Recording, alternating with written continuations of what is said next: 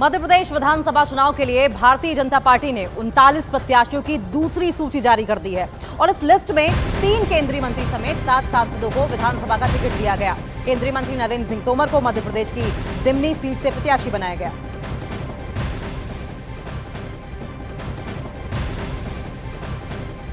तो आपको बताएं कि कैलाश विजयवर्गीय को भी इंदौर 1 सीट से उतारा गया है और इसके अलावा फग्गन सिंह कुलस्ते साथ 7 सांसदों को भी मैदान में उतारा गया है। तो ये बड़ी अपडेट आपको बता रहे हैं। देखिए किस तरीके से मध्य प्रदेश चुनाव को लेकर अब बिसात बिछाई जानी शुरू हो चुकी है और बीजेपी की ओर से दूसरी लिस्ट भी जारी कर दी गई है और 39 सीटों में से 36 सीटें ऐसी हैं जहां पर बीजेपी कमजोर रही है और ऐसे में मंत्रियों का मैदान में उतारा जाना और सांसदों का मैदान में उतारा जाना जाहिर तौर पर गेम चेंजर के तौर पर देखा जा रहा है।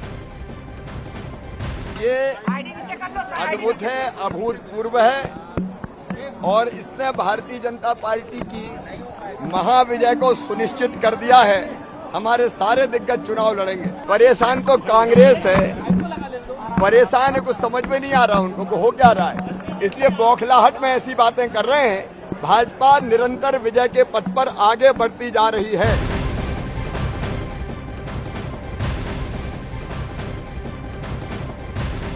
और बीजेपी के प्रदेश अध्यक्ष वीडी शर्मा ने क्या कुछ आपको कहा है वो तो हम सुनवाएंगे ही, लेकिन इसके अलावा आपको बताते चले कि दूसरी लिस्ट है ये बीजेपी की ओर से जो जारी की गई है। पहली लिस्ट भी 39 सदस्यों की थी और दूसरी लिस्ट भी 39 सदस्यों की, लेकिन मध्य प्रदेश विधानसभा चुनाव के लिए भारतीय जनता पार्टी ने 39 प्रत्याशियों की दूसरी सूची जारी कर दी और इस लिस्ट में 3 केंद्रीय मंत्री समेत 7 सांसदों को विधानसभा का टिकट दिया गया। केंद्रीय मंत्री नरेंद्र सिंह तोमर को मध्य प्रदेश की दिमनी सीट से प्रत्याशी बनाया गया, जबकि कैलाश विजयवर्गीय को उनके बेटे की जगह टिकट दी गई है। फग्गन सिंह कुलस्ते भी विधानसभा चुनाव लड़ेंगे। पार्टी के बड़े चेहरों को टिकट देने के पीछे माना यह जा रहा है कि इसके पीछे 2017 यूपी मॉडल को अपनाया गया है, क्योंकि इसी तर्ज पर बिना किसी चेहरे के 2017 का चुनाव बीजेपी की ओर से लड़ा गया था और कई नेता अपने अपने क्षेत्र में खुद को सीएम पद का उम्मीदवार बताकर जनता के सामने मैदान में लड़े थे, जिसके चलते बड़ी जीत यूपी में बीजेपी को मिली थी और इसके बाद हरियाणा विधानसभा चुनाव में भी यही रणनीति अपनाई गई थी।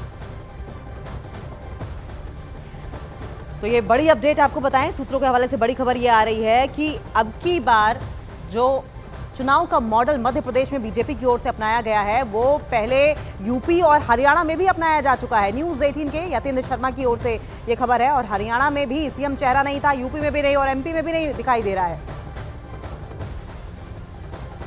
देखिए, मैं तो भारतीय जनता पार्टी का कार्यकर्ता हूँ। पार्टी ने मुझको पार्षद का चुनाव लड़ाया, विधानसभा का लड़ाया, राज्यसभा का लड़ाया, लोकसभा का लड़ाया। पार्टी को लगता है कि मुझे विधानसभा का चुनाव लड़ना चाहिए तो पार्टी का आदेश सिरोधार्य है। हम लोग तो कार्यकर्ता हैं, पार्टी जो आदेश देती है उस काम को करते हैं।